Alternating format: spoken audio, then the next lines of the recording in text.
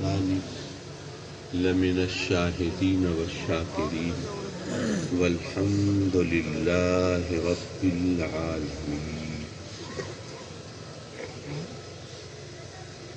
عمائدین قوم، مہمانان گرامی اور مکرم و معزز حاضرین محفل، آپ جانتے ہیں کہ اس وقت ہم اس علاقے کی بہت محترم شخصیت اور اپنے کرم فرما و مہربان محترم جناب میاں عطا فرید صاحب مرحوم کے ایصال ثواب اور فاتحہ قرآنی کی محفل میں حاضر ہیں. اور یہ وقت بڑا کٹھن ہوتا ہے جب کوئی عزیز ہستی دنیا سے رخصت ہو، تو ایسے میں انسان کو کہنا بولنا اچھا نہیں لگتا، نصیحتیں بھی گراں گزرتی ہیں، لیکن ان سب کے باوجود کچھ نصیحتیں کرنا اس لیے بہتر ہوتا ہے کہ جو جانے والی ہستی تھی وہ تو رب کی بارگاہ میں، اور ہم اس کی رحمت سے امید رکھتے ہیں کہ وہ اس کی رحمتوں سے فیض یاب ہو رہے ہوں گے. لیکن یہ وقت تو سب پہ آنا ہے نا.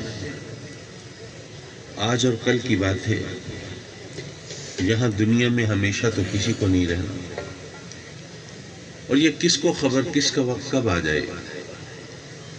ممکن ہے کہ جس کپڑے کو ہمارا کفن بننا ہو وہ بن کر تیار ہو کر بازار میں آ چکا ہو، اور یہ بھی ممکن ہے کہ جس پانی سے ہمیں غسل دیا جانا ہے وہ زمین کے نیچے سے نکالا جا چکا ہو. زندگی جتنی ناقابل اعتبار آج ہے شاید پہلے نہیں تھی. ہنستے کھیلتے بچے گھر سے نکلیں اور پھر کبھی کسی ٹریفک ایکسیڈنٹ کا شکار ہو کر یا کسی اور حادثے سے دوچار ہو کر، کبھی کوئی بم کا دھماکہ، کوئی تخریب کاری، کوئی دہشت گردی، اس سے گزر کے جب ان کی خون میں نہائی لاشیں گھر میں آتی ہیں تو ذرا سوچئے ان کے گھر والوں پہ کیا گزرتی ہوگی. لیکن بہرحال آپ زندگی آج اسی چیز کا نام ہے. اللہ تبارک و تعالیٰ اپنے کرم سے سب کی حفاظت فرمائے، لیکن بہرحال جانا تو ہے. میں تو اپنے لیے بھی، یہ آواز ذرا کم رکھیے بھائی، اپنے لیے اپنے گھر والوں کے لیے بھی دعا کرتا ہوں کہ مولا موت تو آنی ہے، تو موت جب آئے تو ہمارے لیے یہ مرحلہ آسان کر دینا اور نزع کی تکلیف سے بچانا اپنے کرم سے. میں اس وقت اس سردی میں، آپ کھلے آسمان کے نیچے اس موسم میں بیٹھے ہیں، آپ کے صبر اور حوصلے کا زیادہ امتحان نہ لوں.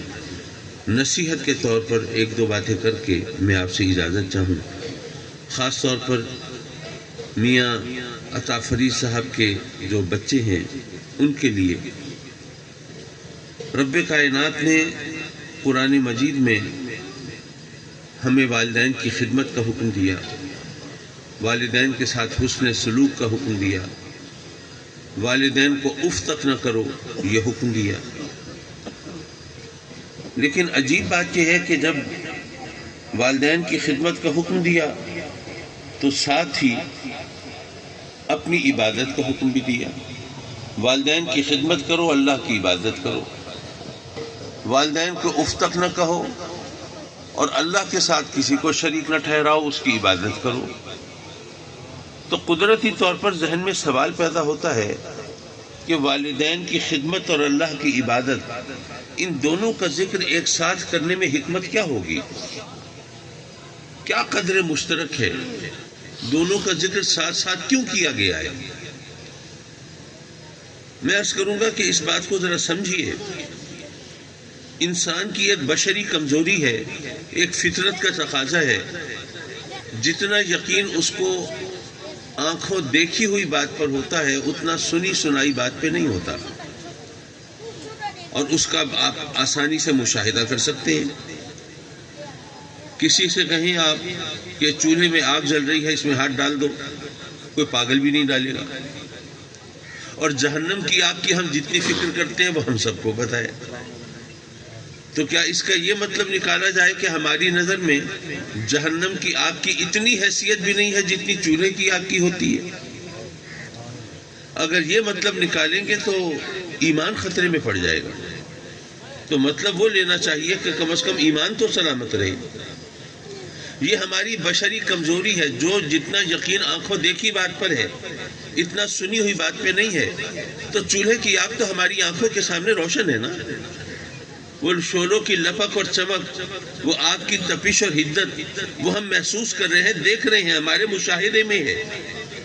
لیکن جہنم کی آگ تو ہم نے نہیں دیکھی، وہاں تک تو ہماری نگاہ کی رسائی نہیں ہوئی. ہمارا ایمان تو ہے، مانتے تو ہیں، لیکن وہ تصور میں ہے، خیال میں ہے، گمان میں ہے، عقیدے میں ہے، دیکھی بھالی نہیں ہے، تجربے اور مشاہدے میں نہیں ہے.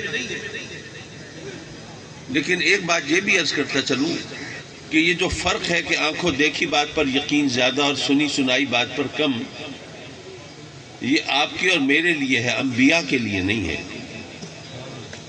اس لیے کہ انبیاء نے تو ہم پر علم اور یقین کے دروازے کھولنے ہیں. اگر ان کے اپنے یقین میں کوئی کمی اور کسر ہو تو پھر وہ ہمارے لیے یقین کے لیے کیسے دروازے کھول سکتے ہیں؟ اچھا، یہاں پر ماشاءاللہ علماء بھی ہیں اور باشعور لوگ ہیں. ممکن ہے ایک خلش، ایک کسک، ایک سوال ذہن میں پیدا ہو اور آپ کہیں کہ جناب اگر انبیاء کے کوئی یقین میں کسر نہیں ہوتی، آنکھوں دیکھی بات ہو یا سنی سنائی بات ہو، ایک ہی بات ہوتی ہے، تو حضرت ابراہیم علیہ السلام نے کیوں کہا تھا رب کی بارگاہ میں کہ رب ارینی کیف تحیی الموتیٰ، مولا ذرا دکھا دے مردوں کو کیسے زندہ فرمائے گا؟ میں عرض کروں گا کہ اس کا ایک جواب تو خود قرآن نے دیا. رب کائنات نے پوچھا اولم تؤمن، اے ابراہیم کیا یقین میں کوئی کمی ہے، کیا ایمان میں کوئی کسر ہے؟ تو عرض کی نہیں مولا ولکن لیطمئن قلبی، صرف اطمینان قلب کے لیے پوچھ رہا ہوں.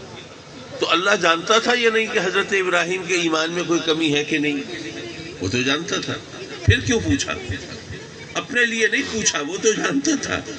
ہمارے لیے پوچھا کہ جب رب کائنات یہ ہم سے بیان فرمائے تو ہم میں سے کوئی اس غلط فہمی کا شکار نہ ہو کہ حضرت ابراہیم نے یہ سوال ایمان اور یقین کی کمی کی وجہ سے کیا تھا.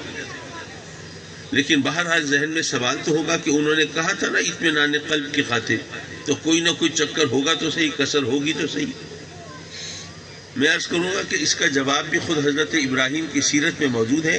جب نمرود نے الاؤ دہکایا، آگ بھڑکائی اور حضرت ابراہیم علیہ السلام کو معاذ اللہ اس آگ میں جھونکنا چاہتا ہے تو جبریل حاضر خدمت ہوتے ہیں. اے اللہ کے خلیل کوئی حکم ہو فرمائیں، کوئی حاجت ہو بیان کریں، کیا آگ بجھائی جائے، کیا جان بچائی جائے؟ آپ نے کیا جواب دیا؟ فرمایا جبریل میری تجھ سے کوئی حاجت نہیں. آپ بھی جانتے ہیں، میں بھی جانتا ہوں، اور ہم سب سے بڑھ کر سیدنا ابراہیم علیہ السلام خود جانتے تھے کہ رب کائنات جب اپنے محبوبوں کی مدد فرماتا ہے تو کبھی جبریل کی ڈیوٹی بھی لگا دیتا ہے. جب سیدنا یوسف علیہ السلام کو کنویں میں ڈالا تھا تو جبریل کی ڈیوٹی لگی تھی نا. جب حضرت اسماعیل علیہ السلام کی گردن پہ چھری تھی تو اللہ نے جبریل کو بھیجا تھا نا. تو اس وقت بھی تو حضرت ابراہیم علیہ السلام یہ خیال فرما سکتے تھے کہ اللہ نے جبریل کو بھیجا ہوگا میری جان بچانے کے لیے، نمرود کی آگ سے محفوظ رکھنے کے لیے.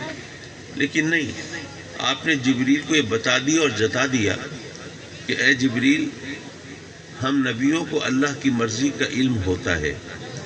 اگر تو وہی لاتا ہے، پیغام لاتا ہے، تو یہ مت سمجھنا کہ تیرے اس خدمت کے بغیر ہم کار نبوت انجام نہیں دے سکیں گے، اللہ کا پیغام اللہ کے بندوں تک پہنچا نہیں سکیں گے، ہماری نبوت کی گاڑی ٹھپ ہو کے رہ جائے گی، ہم کار نبوت سر انجام نہیں دے سکیں گے. نہیں، اے جبریل، ہم نبیوں کو اللہ کی مرضی کا علم ہوتا ہے. اگر اللہ نے تجھے میری جان بچانے کے لیے بھیجا ہوتا تو ابراہیم کون تھا انکار کرنے والا؟ لیکن میں جانتا ہوں اللہ کا بھیجا ہوا نہیں آیا، اپنی مرضی سے آیا ہے. جب تو اپنی مرضی سے آیا ہے تو میری تجھ سے کوئی حاجت نہیں ہے.